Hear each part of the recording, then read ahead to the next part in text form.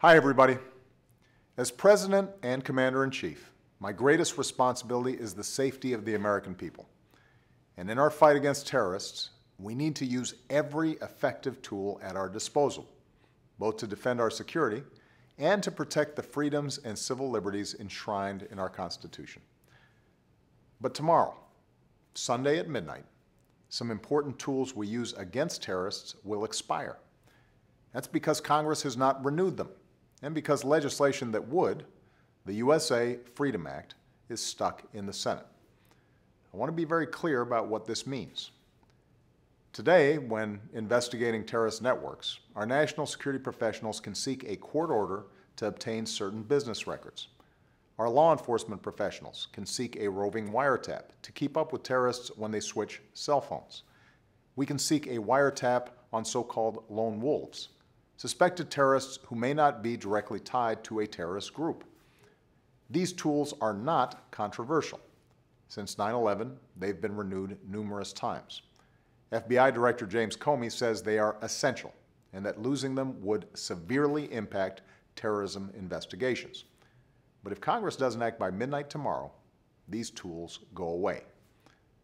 The USA Freedom Act also accomplishes something I called for a year and a half ago.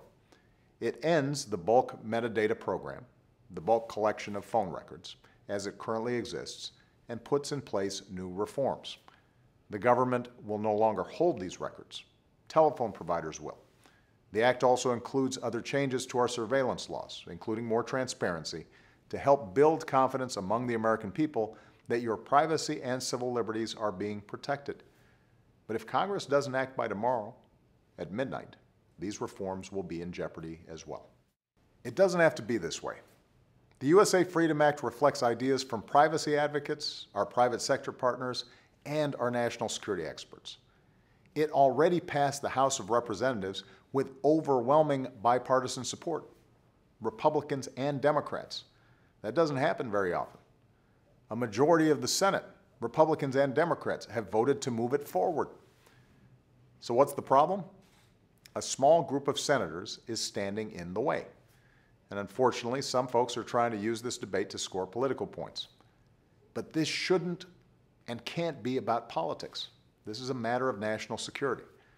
Terrorists like Al-Qaeda and ISIL aren't suddenly going to stop plotting against us at midnight tomorrow. And we shouldn't surrender the tools that help keep us safe. It would be irresponsible.